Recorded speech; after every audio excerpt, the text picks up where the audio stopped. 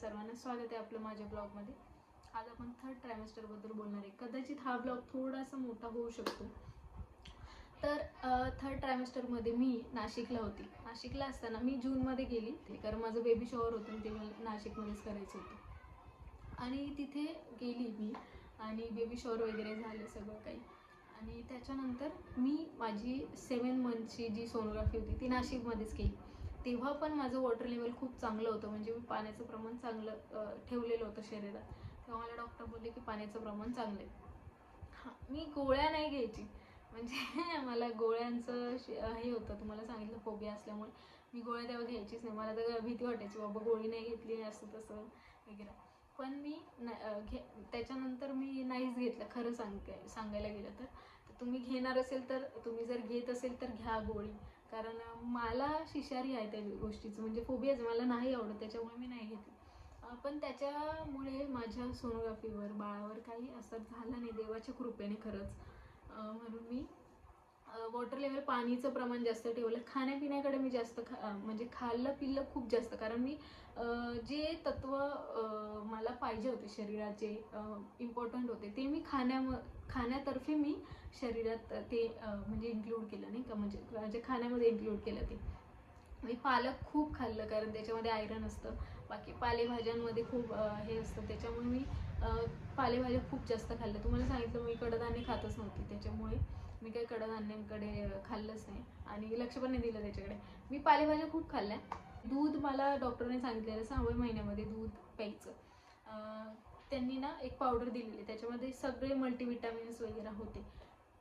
मला ती पावडर चालू केलेली, तेव्हा मी ती पिली नव्हती खरंच, कारण मला दूध आवडत नाही। ते थोडं कोमट करून मग त्याच्यामध्ये ती पावडर टाकून प्यायचं होतं, तर मला ते खूप विचित्र वाटलं होतं, मी पिलं नव्हतं। मग ते माझ्या 7व्या महिन्याची जी सोनोग्राफी होती त्याच्यामध्ये बाळाचं वजन मला त्यांनी कमी सांगितलं, की बाळाचं वजन 300-400 ग्रामनी कमी आहे म्हणून। तर मला टेन्शन आलं, मग मी डॉक्टरला बोलली, तर डॉक्टर बोलली तू ती पावडर घेतीये का? मग आता मी त्यांना काय सांगू ना, म्हटलं नाही घेते मी, खरंच सांगायला गेलं तर। ते बोलले की नाही, तुला घ्यावी लागेल पावडर, ती बाळासाठी आहे, तुझ्यासाठी नाही। मग त्याच्यानंतर मी नित्यनेम सकाळ संध्याकाळ दोन्ही टाईम मी ती पावडर म्हणजे चालू ठेवली। एक सुद्धा मी स्किप केली नाही, एक पण दिवस स्किप केलं नाही, मग मी कंटिन्यू पिलं। पण ते कसं असतं, स्टार्टिंगचेच थोडं नंतर बाळाची, कारण मला वाटतं 3ऱ्या-4थ्या महिन्यानंतर 5व्या महिन्यानंतर मला वाटतं ना बाळाची वाढ होते, त्याच्यामुळे मी तेव्हा जास्त अजून खाण्यापिण्याकडे लक्ष दिलं तेव्हा खूप, कारण तेव्हा मला काही उलटी वगैरे व्हायची नाही, त्याच्यामुळे फक्त डाळ नाही खाल्ली। हां, तेव्हा एकदम मी मसूरची डाळ खाल्ली होती, तेव्हा पण मला उलटी झाली। म्हणजे मला असं वाटलं की आता ॲसिडिटी होत नाही आहे म्हणून खाऊन बघावं, पण खाल्ली होती, पण तरी पण मला उलटीच झाली, त्याच्यामुळे मी ती अवॉइडच केली डाळ पूर्ण। मग नंतर खाल्लीच नाही ती अजिबात। आणि मग त्यानंतर मी पालेभाज्या खूप खाल्ल्या आणि फ्रूट्स खूप, तेव्हा पण मी खूप खाल्ले। नारळ पाणी मी तेव्हा म्हणजे थोडे कमी केलं होतं, पण पाण्याचं प्रमाण मी जास्त ठेवलं होतं, त्याच्यामुळे वॉटर लेवल माझी 9व्या महिन्यात सुद्धा व्यवस्थित होती। आणि मी कपडे हे लूज घालायचे तेव्हा, कारण तेव्हा आहे ना मला पोटाला खूप म्हणजे पोटाला काय, पूर्ण अंगालाच मला खूप खाज यायची। आणि तेव्हा आपले कसे स्ट्रेच मार्क्स वाढलेले असतात खूप जास्त, तेव्हा म्हणून मी तुम्हाला मागच्या ब्लॉगमध्ये सांगितलं, ते ऑइल स्टार्टिंग टू एंडपर्यंत करा, कारण नंतर म्हणजे लावा, नंतर खूप स्ट्रेच मार्क्स वाढतात अक्षरशः, ते खूप जास्त। आणि खूप जण बोलतात की ते खाजायचं वगैरे नाही, तर खरंच खाजायचं नाही त्याला, खूप खाज येते। तर मला माझ्या घरच्यांनी सांगितलं की तू कपडा वगैरे ठेवायचा आणि कपड्यानेच असं करायचं, नख नाही लावायचे म्हणून। तर मी करायची, पण मग ते स्ट्रेच मार्क्स ते जे असतात ना, जी बॉडी आपली पोटाची जी म्हणजे स्किन असते ती स्ट्रेच होते, त्याच्यामुळे ते स्ट्रेच मार्क्स येतातच। त्याच्यामुळे आपण काळजी घ्यायची की ती म्हणजे थोडंसं मॉइश्चराईज वगैरे ठेवायचं त्याला। तर वाढलेले होते माझे स्ट्रेच मार्क्स खूप जास्त, मग मी त्याला खाजायची नाही तेव्हा, मी फक्त लूज कपडे घालायचे। आणि ते काय असतं, मला एक शूट करायचं होतं माझा, म्हणजे असं छोटंसं बॉडीकॉन वगैरे घालून, म्हणजे गर्ल आणि बॉयचं फक्त, म्हणजे असं छोटंसं करायचं होतं। मग मी ते घातलेलं, पण मला खूप मी सांगते तेव्हा मला तो जो पोटाला जरा टाईट होत होतं, तर मला सहनच झालं नाही, ते इतकं टाईट होत होतं। मला वाटलं फक्त तुम्ही 4-5 फोटो काढा बस, बाकी काही नको मला। मग मी काय 2-4 फोटो काढले फक्त, जास्त काही काढले पण नव्हते त्याच्यामध्ये। आणि मी ते काढलं, कारण खूप इरिटेट होतं त्याच्याने, खूप खाज येते एकतर अंगाला खूप जास्त। आणि पोटाला थोडं पण म्हणजे ती इतकी बॉडी स्ट्रेच झालेली असते, कधी कधी दुखतं ते, म्हणजे स्ट्रेच मार्क्स वगैरे दुखतात. तर आहे ना मी त्याला बायो ऑइल वगैरे लावायची, कंटिन्यू ठेवायची, त्याला कंटिन्यू लावायची, म्हणजे दिवसातून 3-4 वेळेला मी लावायची. मॉइश्चराईज खूप ठेवलं, त्याच्यामुळे ना तुम्ही पण मॉइश्चराईज ठेवा बॉडी, म्हणजे पोटाला तरी. आणि मी लूज कपडे घालायची. आणि मी माझं एक शूट केलेलं मॅटर्निटी, मला जे शूट करायचं होतं ते मला वाटतं माझं 7व्या महिन्यात केलं, कारण 8व्या महिन्यामध्ये कुठे जायचं नसतं बाहेर, आणि 8व्या महिन्यानंतर कधीही डिलिव्हरी होऊ शकते, कधीही म्हणजे 36 वीक नंतर कधी पण डिलिव्हरी होऊ शकते. त्याच्यामुळे मी माझं ज्या दिवशी बेबी शॉवर माझं होतं त्याच्या 2-4 दिवस आधी जाऊन मी माझं मॅटर्निटी शूट केलेला. तर ते मॅटर्निटी शूट मी माझं जरा युनिक केलं होतं, कारण खूप जणांनी कॉमन म्हणजे नाही का साडी वगैरे घालायचं, वन पीस घालायचं, असं मला नव्हतं करायचं. तसं काय मला काहीतरी वेगळं करायचं होतं, मग तर मला ते कॉमन करायचं नव्हतं, म्हणून मी म्हणजे असं ठरवलं की यशोदा मैयाचं माझं तसं शूट करू म्हणून. तर मी गोपी ड्रेस वगैरे आणला, मस्त चंदनचा टिक्का वगैरे छान लावला, म्हणजे खूप सुंदर वाटत होतं ते मला स्वतःलाच, म्हणजे छान वाटत होतं की यार असं छान, म्हणजे तो फीलच एक वेगळाच होता माझा.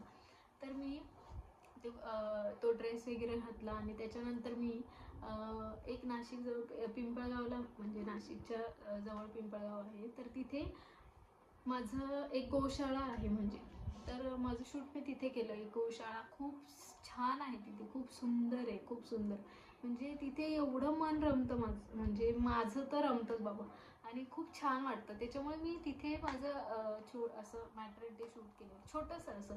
हजबंडनेच माझे फोटोज वगैरे काढले, आणि खूप छान वाटतं मला तिथे गेल्यानंतर. ते गाय वासरू असतात, खूप खूप सुंदर वाटतं, खूप सुंदर.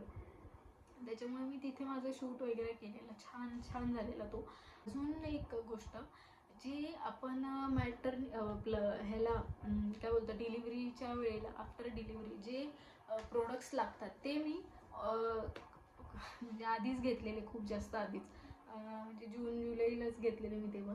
कारण तेव्हा आपली जी हॉस्पिटल बॅग असते त्याच्यामध्ये घ्यायचे असतात, त्याच्यामुळे मी ते घेतलेले तेव्हाच.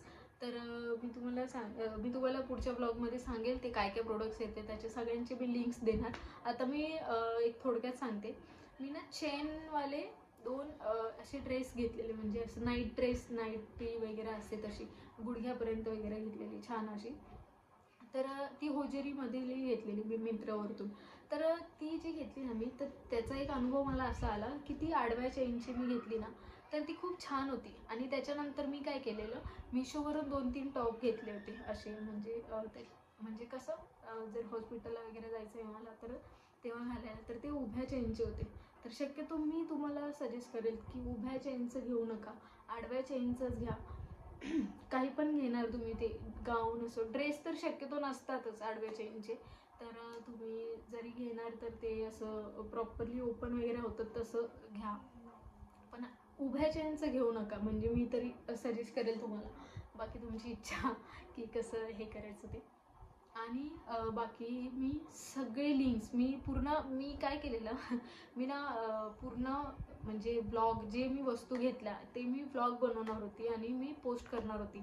पण त्याआधीच माझी डिलिव्हरी झाली, म्हणजे 9व्या महिन्याला 1 दिवस बाकी असतानाच झालेली, असं झालं होतं ते. तर त्याच्यामुळे मी शेअर नाही करू शकली, पण पुढच्या ब्लॉगमध्ये मी तुम्हाला सांगेल काय काय काळजी घ्यायची. आणि त्यानंतर माझं 8व्या महिन्यामध्ये इतकं म्हणजे बॅक पेन खूप जास्त, म्हणजे मला उभं राहायला नाही जायचं, कारण पोट असं पुढे असतं आपलं, तर आपली जी पाठीचा कान असतो तो स्ट्रेटच असतो, त्याच्यामुळे उभं राहायलाच जायचं नाही मला. खूप म्हणजे दुखायची, माझी पाठ खूप दुखायची, मला असं वाटतं फक्त लोळून राहावं, इतकं बॅक पेन व्हायचं, पाठीचं कणा म्हणजे बापरे. आणि तेव्हा पाऊस होता, त्याच्यामुळे मी घरातच होती, मी राऊंड वगैरे मारायची घरातच, असं बाकी काही जास्त हे केलं नाही. एक्सरसाइज वगैरे तुम्हाला डिलिव्हरी ब्लॉगच्या वेळेला मी तुम्हाला सगळं सांगेल. हा ब्लॉग मी म्हणजे थोडं शॉर्ट करते सध्या, कारण आता सावी उठणार, त्याच्यामुळे मला लवकर एंड करायला लागेल. आणि दुसरी गोष्ट महत्त्वाचं तर हेच आहे की तुम्ही पाणी वगैरे प्या. आणि गाऊनचं मी तुम्हाला सांगितलं, जसं पण घेणार आडव्या चेनचं बघा, सजेस्ट करेल मी तसं वाला घ्या. आणि दुसरी गोष्ट खाण्यापिण्याकडे, म्हणजे ड्रायफ्रुट्स तुमच्याकडून खाल्ले जात असतील, म्हणजे म्हणजे मला तर आवडायचे नाही म्हणून, पण मी शेक प्यायची. त्याच्यामुळे नंतर मी लाडू बनवले ड्रायफ्रुट्सचे, पण ते मी थोडे पण नाही खाल्ले कारण मला गेलेच नाही. नंतर मला शेक जायचं कारण तो थोडंसं केळीची टेस्ट असायची, असं छान तेव्हा जायचा तो. पण मी सगळे ड्रायफ्रुट्सचे लाडू बनवले होते, त्याच्यामुळे म्हटलं आता जाऊ द्या. मग मी तेच ड्रायफ्रुट्स वगैरे खायचे आणि त्याच्यावरती दूध वगैरे तेच भिजून वगैरे खायची, आणि काय सेमच होतं, काही जास्त फरक पडत नाही त्याच्यामध्ये. तर मी 1-2 लाडू असं टाकून शेक वगैरे पिऊन घ्यायचे. त्याच्या व्यतिरिक्त ड्रेसचं मी तुम्हाला सांगितलं की तसे घ्या, आणि थोडंफार तरी बॉडीची हालचाल व्हायला पाहिजे, म्हणजे नॉर्मल डिलिव्हरीसाठी तरी. तर मी काय करायची, माझ्याकडून जितकं होणार ना, जितकं होणार, म्हणजे व्हायचं तर नाहीच, पण मी प्रयत्न करायची खूप जास्त, की यार नाही, मला 1 तास वॉक करायचंच आहे, सकाळी असो संध्याकाळी असो. तर मी राऊंड मारायची. त्याच्यामुळे मला असं काही प्रॉब्लेम आलाच नाही. त्याच्यासाठी मी म्हणजे नॉर्मल डिलिव्हरीसाठी मी राऊंड मारायची. त्याच्यामुळे काही खूप जास्त दुखलं नाही. आणि दुखायचं तर मी काय करायची, जेव्हा पण दुखायचं खूप वेळ, आता कसं होतं, डॉक्टरने मला सांगितलेलं की तू काय कर, म्हणजे दोन्ही टाईमला राऊंड मार. मग जर एक तास होत नाही तर सकाळी अर्धा तास, संध्याकाळी अर्धा तास. तर मी तसं करायची. बाकी मी त्याच्या व्यतिरिक्त एक्सरसाइज काय केली हे मी तुम्हाला पुढच्या ब्लॉगमध्ये सांगेलच. आणि त्यानंतर ह्या ब्लॉगमध्ये माहिती तुम्हाला बरीचशी मिळाली असेल माझ्या अंदाजाने. जर नसेल मिळाली तर तुम्ही मला कमेंट करा, मी तुम्हाला त्याच्यामार्फत सांगेल. बाकी मग मेसेज केलं तरी चालेल. आणि बाकी मी अजून जास्त नॉर्मल डिलिव्हरीसाठी मी काय केलं काय नाही हे मी पूर्ण, आणि मी त्यामध्ये काय वस्तू घेतल्यात काय नाही हे मी तुम्हाला नेक्स्ट ब्लॉगमध्ये तुम्हाला पूर्ण सविस्तर सांगेल. ह्याच्या व्यतिरिक्त तर काहीच नाही आहे, म्हणजे मला आठवल्याप्रमाणे तर असं काहीच नाही आहे. त्याच्यामुळे जर ह्याच्या व्यतिरिक्त काय असेल तर तुम्ही मला कमेंट करा, मेसेज करा, मी तुम्हाला त्याच्यामार्फत उत्तर देईन. तर आपण भेटूया नेक्स्ट ब्लॉगमध्ये. राधे राधे.